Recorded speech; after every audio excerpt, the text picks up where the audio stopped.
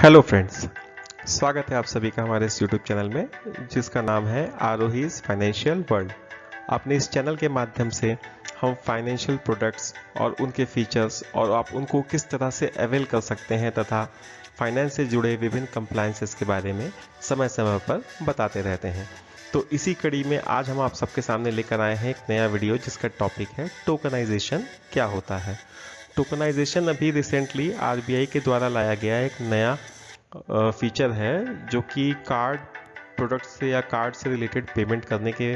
समय में ज़रूरी हो गया है। तो हम इस वीडियो के माध्यम से जानते हैं कि टोकनाइजेशन क्या होता है और इसकी क्या ज़रूरत पड़ी।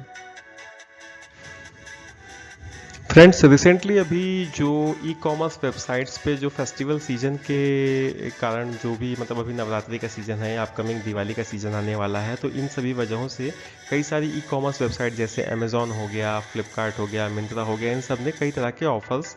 कस्टमर्स के लिए दिए थे। तो उन सभी ऑफर्स को अवेल करने के लिए कई सारे लोगों ने इन ई कॉमर्स वेबसाइट्स के थ्रू शॉपिंग वगैरह की थी। मेरा मानना है कि आप सबने भी ज़रूर से इन ई प्लेटफॉर्म पे या इन ई कॉमर्स वेबसाइट के थ्रू शॉपिंग वगैरह की होगी। तो जब भी आप शॉपिंग किए होंगे और पेमेंट के लिए अपने क्रेडिट कार्ड या डेबिट कार्ड का यूज़ किया होगा तो एक इस तरह का एक मैसेज ज़रूर आपको फ्लैश किया हो गया होगा कि एज पर new RBI guideline some of your previously saved cards may no longer be displayed, please enter your card details again and ensure you give your consent to save it for future payments. मतलब क्या है इसका सीधा सीधा ये है कि अगर आपने पहले से अपने कार्ड की डिटेल्स कुछ सेव करके रखी होगी इन प्लेटफॉर्म्स पे या इन वेबसाइट्स पे पेमेंट के लिए तो वह अब डिस्प्ले नहीं होगा। और अगर आप अपना कार्ड के से रिलेटेड कोई भी डिटेल अब सेव करना चाहते हैं तो आपको अपना एक कंसेंट देना होगा अगर फ्यूचर में आपको कोई एक पेमेंट करना होगा तो बेसिकली यह मैसेज जो है आरबीआई के द्वारा जो 1 अक्टूबर 2022 से जो एक टोकनाइजेशन मैंडेटरी कर दिया गया है उसी के रेस्पेक्ट में इन ई कॉमर्स वेबसाइट्स या मर्चेंट्स के द्वारा डिस्प्ले किया जा रहा है। तो हम पहले तो टोकनाइजेशन के बारे में जानते हैं कि टोकनाइजेशन क्या है और यह कब इंट्रोड्यूस हुआ। तो आरबीआई ने टोकनाइजेशन का कंसेप्ट सबसे पहले लास्ट ईयर लेके आया था, लास्ट फाइनेंशियल ईयर में जनरली, और उन्होंने ये ट्राई किया था कि हम टोकनाइजेशन जो है जनवरी 2022 से मैंडेटरी कर देंगे। लेकिन मार्केट में जो भी बैंकर्स हैं या फिर जो भी पेमेंट एग्रीगेटर्स हैं और वेरियस जो भी फाइनेंशियल इंस्टीट्यूशंस हैं प्लस पब्लिक है, सबका फीडबैक जिस तरह से मिला आरबीआई को, तो आरबीआई को लगा कि नहीं अभी ये सही टाइम नहीं है, हम टोकनाइजेशन को पूरी तरह लाइव करेंगे। तो इसलिए उन्होंने एक 6 मंथ का एक्सटेंशन दे दिया था कि हम इसको बजाय इसको 1 जनवरी से स्टार्ट करने के 1 जुलाई से स्टार्ट करेंगे। लेटर ऑन आरबीआई ने फिर इसको 3 मंथ्स का गैप दिया और लेकिन 1 अक्टूबर 2022 से इसको मैंडेटरी कर दिया। तो अब जितने भी मर्चेंट्स हैं या जो भी ई कॉमर्स की वेबसाइट्स हैं सब पे पेमेंट करते वक्त टोकनाइजेशन मैंडेटरी कर दिया गया है। और टोकनाइजेशन आने का मतलब ये है कि इन वेबसाइट्स पे जो भी कस्टमर्स हैं उनका जो भी कार्ड से रिलेटेड जो भी डिटेल्स जो स्टोर रहता था अब वह स्टोर नहीं रहेगा। अब जो भी वेबसाइट्स इन डेटा को, इस तरह के डेटा को स्टोर रखती हैं तो उनको एक टोकन के फॉर्म में स्टोर करके रखना पड़ेगा। तो इसी पूरी प्रोसेस को टोकनाइजेशन कहते हैं। Tokenization it is the process of replacing original card details with an alternative code called a token that should be unique and provides an additional degree of protection for customer credit card details। मतलब कि customer के जो credit card की details customer जो इन platforms पे save रहती थी पहले से 16 डिजिट का कार्ड नंबर, सीवीवी नंबर, वह सब अब स्टोर नहीं होगा और एक तरह के कोड के फॉर्म में, एनक्रिप्टेड फॉर्म में यह डेटा स्टोर होगा। तो यह एनक्रिप्टेड फॉर्म किस तरह का हो सकता है? यह एनक्रिप्टेड फॉर्म जनरली जो कॉम्बिनेशन ऑफ कार्ड या उसके कार्ड नंबर जो होता है प्लस टोकन रिक्वेस्टर और मर्चेंट, इन सब के नेम का एक यूनिक कॉम्बिनेशन हो सकता है। तो यह जो पूरा यूनिक कॉम्बिनेशन है एनक्रिप्टेड फॉर्मेट रहता है, यही टोकन कहलाता है और इसी को स्टोर करने का जो प्रोसेस है वह टोकनाइजेशन है। सबसे पहले फ्रेंड्स हम आपको एक बेसिक कार्ड ट्रांजैक्शन के बारे में बताते हैं। सपोज अगर आप एक क्रेडिट कार्ड से अगर आप एक मर्चेंट के पास पेमेंट करने जाते हैं तो उसमें क्या क्या चीज़ें इन्वॉल्व होती हैं, कौन कौन सी पार्टीज इन्वॉल्व होती हैं। जैसे आप इस डायग्राम में देख रहे हैं कि अगर A is a card holder और बी इज़ अ मर्चेंट, तो मतलब अगर एक कार्ड होल्डर अगर एक मर्चेंट के पास कोई गुड्स या सर्विसेज अवेल करने के लिए जाता है तो सबसे पहले अपना एक कार्ड प्रेजेंट करता है मर्चेंट को कि मैं आपसे ये गुड्स और सर्विसेज ले रहा हूँ और मैं अपने इस कार्ड के थ्रू आपको पेमेंट करूँगा। अच्छा, अब चूंकि मर्चेंट अपना अकाउंट मेंटेन करता होगा एक फाइनेंशियल इंस्टीट्यूशन के साथ, उसी तरीके से कार्ड होल्डर भी अपना एक अकाउंट मेंटेन करता होगा अपने फाइनेंशियल इंस्टीट्यूशन के साथ। तो यहाँ पे सी जो मर्चेंट का कार्ड मतलब मर्चेंट का जो फाइनेंशियल इंस्टीट्यूशन है वो एक्वायरर बैंक हो गया, और उसी तरीके से डी यानी कि जो कार्ड होल्डर का फाइनेंशियल इंस्टीट्यूशन है वो इश्यूअर बैंक हो गया। तो एक्वायरर बैंक के पास जब ट्रांजैक्शन से रिलेटेड जो भी डेटा आता है वह कार्ड की डिटेल्स को, फाइनेंशियल डिटेल्स को सेटलमेंट बैंक के थ्रू इश्यूअर बैंक के पास प्रेजेंट करता है, और इश्यूअर बैंक सारी चीज़ें चेक करता है कि जो भी इन्फॉर्मेशन उसके पास आई है क्या वो प्रॉपर है कि नहीं, कार्ड की डिटेल्स प्रॉपर है कि नहीं, कस्टमर का अकाउंट नंबर प्रॉपर है कि नहीं, और उसने जो भी पिन वगैरह दिया है वो प्रॉपर है कि नहीं। और जब वो सारी चीज़ें प्रॉपर होती हैं तो उस ट्रांजैक्शन को वो ऑथराइज कर देता है, और ऑथराइजेशन के बाद जो भी पेमेंट रेमिट करना होता है वह उसके अकाउंट से डेबिट करके एक्वायरर बैंक के पास वह भेज दिया जाता है पेमेंट, जो कि सेटलमेंट बैंक के थ्रू चला जाता है। तो यह बेसिक एक ट्रांजैक्शन जो भी होता है कार्ड ट्रांजैक्शन, उसमें ये पार्टीज इन्वॉल्व होती है, और इस तरह से यह जो है ट्रांजैक्शन होता है। अब लेकिन टोकनाइजेशन की जरूरत कहाँ पे पड़ी, तो हम बताते हैं आपको टोकनाइजेशन की जरूरत कहाँ पड़ी। तो बेसिकली होता क्या है कि सपोज आप अगर ई कॉमर्स प्लेटफॉर्म पे, या सपोज आप किसी मर्चेंट के पास अगर कोई ट्रेड करने जा रहे हैं, ट्रेड मीन्स कि अगर आप उससे कोई गुड्स या सर्विसेज अवेल करने जा रहे हैं और आपने कोई एक ऑर्डर प्लेस किया है, तो जैसे ही आप ऑर्डर प्लेस करेंगे और कंफर्म करेंगे तो सबसे पहले क्या होगा, मर्चेंट आपसे कहेगा पेमेंट करने को, और पेमेंट करने के लिए वो आपसे क्या बोलेगा कि आप किस मोड में पेमेंट करेंगे, कैश में करेंगे या फिर नेट बैंकिंग के थ्रू करेंगे या कार्ड के थ्रू करेंगे। तो कैश तो जनरली कैश ऑन डिलीवरी होता है,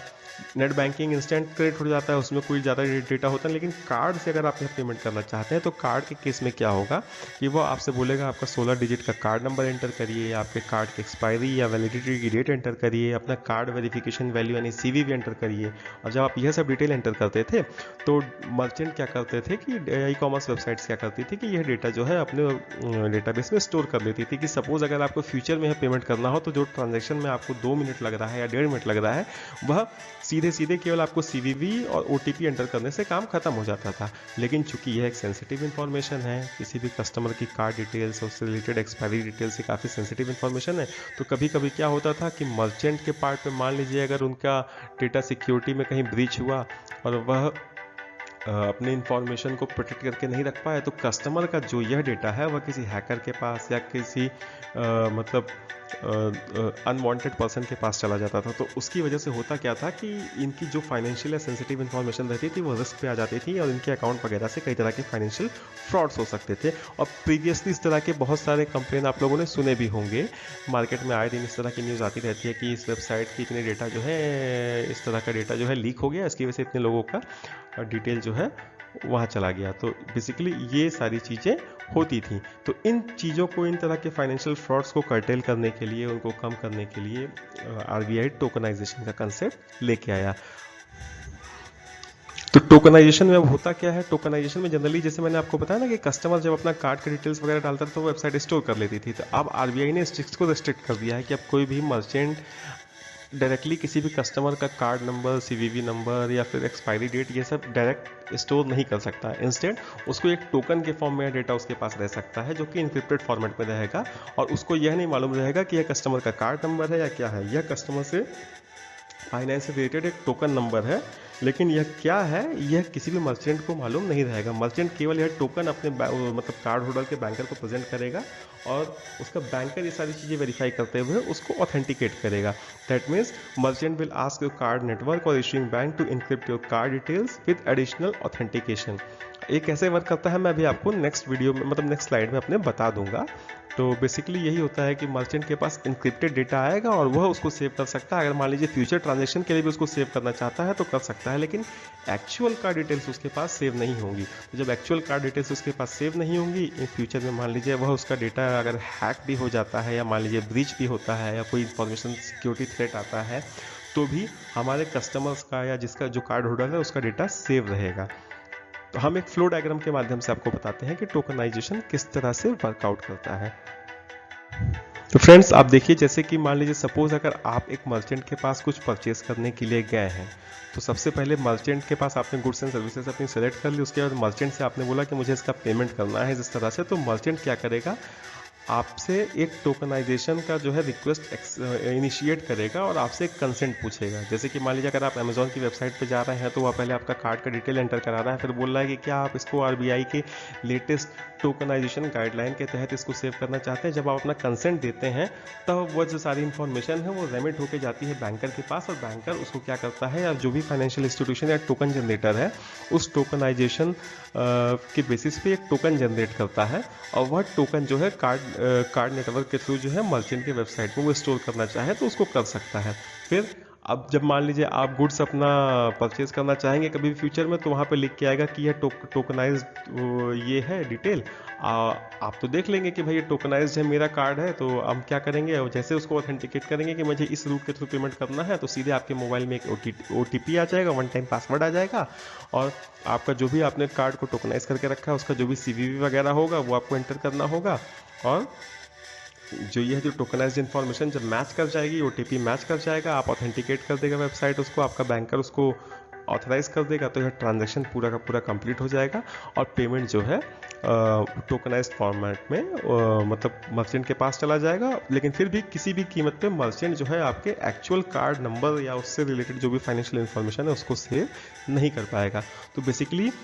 इस तरह अगर इस टोकनाइजेशन की वजह से फ्रॉड्स, जो फाइनेंशियल फ्रॉड्स वगैरह हैं उसको कर्टेल करने में काफ़ी मदद मिलेगी। तो आरबीआई बेसिकली जो फाइनेंशियल फ्रॉड्स वगैरह हैं उनको कर्टेल करने के लिए ही यह टोकनाइजेशन का कंसेप्ट लेके आया है।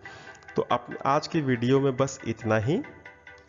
आपको हमारा वीडियो अच्छा लगा होगा तो हम रिक्वेस्ट करेंगे आपसे कि प्लीज़ हमारे इस वीडियो को लाइक करिए, हमारे चैनल को सब्सक्राइब करिए, अपने फ्रेंड्स और रिलेटिव्स और जो भी फाइनेंशियल रिलेटेड इन्फॉर्मेशन में इंटरेस्टेड हैं उन तक यह वीडियो ज़रूर पहुंचाइए, और हमारा फेसबुक और ट्विटर पे जो भी हमारा पेज है उसको लाइक और सब्सक्राइब करना ना भूलिए। Thank you very much.